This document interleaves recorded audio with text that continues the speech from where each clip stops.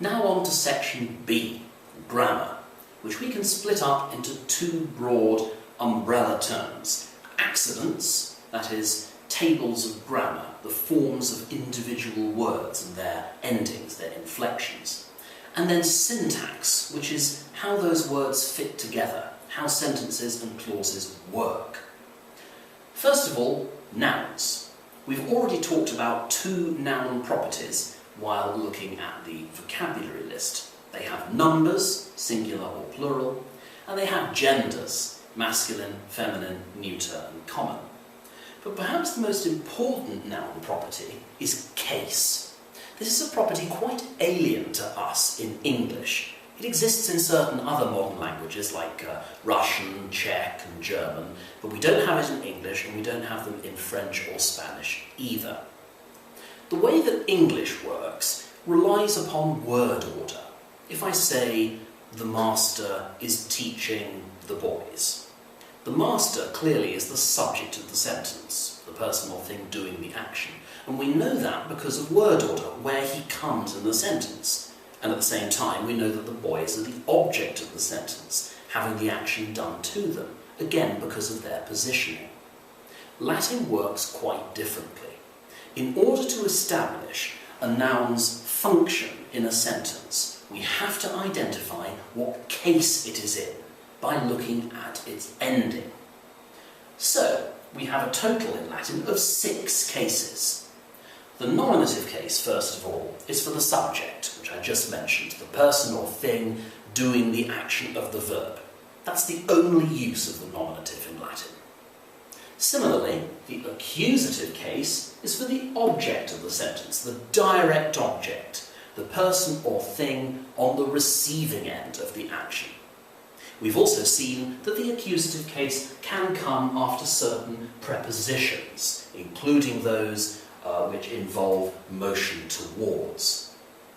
The vocative case is for addressing. It comes from voco, I call. Pretty rare in Latin, really, and it only crops up in direct speech, where you've got speech marks. The genitive case means of. This can either be a possessive genitive, like the book of the boy, or a partitive genitive, a section or a certain quantity out of a larger group, some of the soldiers, a crowd of angry women, or whatever. The dative case comes from do, I give. It can mean to, most commonly, not in the sense of motion towards, but in the sense of being an indirect object, giving something to somebody, showing something to somebody, promising something to somebody. And then sometimes it can mean for. This either has the sense of advantage, I am preparing a delightful feast for the queen, or disadvantage, I am preparing a violent death for the senators. Finally, the ablative case, by or with. It can't be used by itself, at least at this stage, with people, only with things, the so-called ablative of instrument, carrying out an action with something, or by something, like travelling by land or by water, for example. This table here gives all of the various endings for the declensions that we talked about back in the vocabulary section. First declension nouns all follow this pattern, like mensa, am, I are, I as, arum, is, while all the us-type nouns behave like dominus, us, e-o-o, os, orum, is. Note the similarities between the two. Am becomes ae, for the most part, changes to the letter I, as to os, arum to aurum, and is remains the same. So quite a lot of similarities between these two patterns. Now, as we mentioned before, a handful of second declension nouns end in Those which have contracted stems, like magister, have these forms: magister, magister, magistrum, magistri, magistro, magistro. While those that have uncontracted stems behave like puer, puer, puer, puerum, pueri, puero, puero. Finally, the bellum-type nouns, which are all neuter and end in they have this different nominative form, and a, which is repeated in the vocative and the accusative, a, while the remaining endings for the genitive, dative and ablative cases are the same as the rest of the second declension. Finally, the third declension, we discussed the fact that they all have irregular noun stems, which we acquire from the genitive singular. Rex, rex, regem, regis, regi, regay, and opus, opus, opus, operis, operi, opereg. Again, opus is related to rex in the same way that bellum is related to dominus. The neuter nouns have different nominatives, which are repeated in the vocative and the accusative, and then the remaining endings are the same as the masculine forms. We've also discussed the fact that adjectives operate in quite a friendly fashion. Bonus type ones, like dominus, mensa and bellum, niger or pulcher type ones, like magister, mensa and bellum, and those like tenor or misa, like pua, mensa and bellum. And here are the full endings of those given for convenience. Likewise, third declension adjectives. As I mentioned before, they more or less operate like rex and opus, but note this unexpected I in the ablative singular, note the ia in the neuter plural, which normally would just be an a, and ium in all of their genitive plural forms. Now, all the adjectives that we've seen so far in the vocabulary list have been in what's called their positive form. That doesn't mean positive as in good necessarily, it just means the simplest form of the adjective. Take altus, for example. Altus is Latin for high or deep, and altus is its simplest or positive form. Adjectives also have two other forms, the comparative and the superlative. The comparative form is for comparing, unsurprisingly, so it means more something or something-er. So altus, meaning high, we take its stem, out, and add on this ending eor, and it becomes higher or more high, more something. Altior has its own special forms, which again are broadly like the third declension, but watch out for the neuter singulars that go e-us, and unlike third declension adjectives, it has the e again instead of an I in the ablative singular. Finally, the superlative. The positive form is simple, high, the comparative, more high or higher, and then the superlative is the most high, the highest or very high, and it's formed by taking the stem and adding issimus. Occasionally, they end in erimus for adjectives that end in er. So altus becomes altissimus, and pulcher becomes pulcherimus. Very high, very beautiful, or the most high, the most beautiful. Now, with the comparative, you're always going to need the word than, because you're saying that something is higher, for example, than something else. These mountains are higher than those. There are two ways of doing this. Quam is the Latin word for than. So, Marcus est pulchrior quam Quintus. Marcus is more beautiful than Quintus. But where, like this, we have a direct comparison, we can get rid of the quam and change that second word into the ablative, the so-called ablative of comparison. Marcus is more handsome than Quintus. Either of those is an acceptable way of expressing than. Now, as you might expect, Latin being peculiar in certain ways, some adjectives do not go eor and issimus for their comparative and superlative forms. Instead, they're freaks with weird and wacky forms of their own. Bonus, which should go logically bonior bonissimus, goes bonus melior optimus. In fairness, it's irregular in English as well. It's not good, gooder, goodest. It's good, better, best. We have to learn these forms off by heart. They are particularly important at common entrance. They come up in every CE Level 2 paper, and I do mean every time. If you come across one of them in a comprehension or an unseen, it's going to be worth 2 marks. 1 for the root meaning of the adjective, and 1 for whether it's comparative or superlative. Also, very frequently in the grammatical section, you'll be given often an irregular one, so you might have, say, maximo in a particular case, and then you'll be asked to give the positive and comparative forms in the nominative masculine singular, so you would have to say magnus and maior.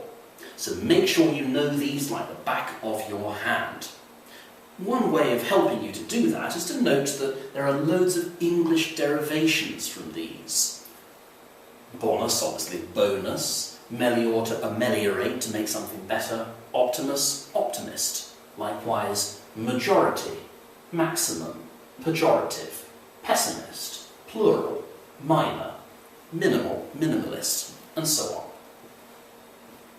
Adverbs, we've already discussed, but it is worth noting that certain adjectives can be converted into adverbs. So take lentus, slow. If you take its stem lent and add the letter e, it becomes slowly, or pulcher to pulcre, beautifully. Third declension adjectives tend to end in iter or celeriter quickly, fortiter bravely, audacta boldly, and so on. We've discussed the various pronoun forms, personal pronouns, I and you in the first and second persons, possessive pronouns for possession, showing ownership, demonstrative pronouns for pointing, is, id, he, she, it, and hic and ille, this and that. They have fairly irregular forms. If we go back to is, id, the plurals are friendly. They operate like bonus, ae, ai, ea, eos, eas, ea, etc. But note the irregular genitive and dative forms here, eius and ei, throughout the genders. And actually we see the same irregular patterns here with hic and ille, huius and huic, ilius and ili, while the plurals, for the most part, are regular bonus type. Reflexive pronouns, we've also mentioned, they refer back to the subject of the sentence. And suis is the reflexive possessive pronoun. Prepositions, we've discussed, govern either the accusative or ablative cases. We've talked about conjunctions. And now we come on to verbs. We've mentioned some of their properties. They have persons, numbers. Tenses, when the verb takes place. There are 6 tenses in total in Latin, and there are 5 of them that you have to know for CE. The present tense, happening now, at this point in time. The future tense will happen at some later stage. It has yet to take place. There are then 3 past tenses. The imperfect is for continuous or uncompleted past action. I was doing something. I used to do something. Whereas the perfect, coming from the word perfectus, which is Latin for finished, means a completed or instantaneous action. We attacked, they fought, she ran, and so on.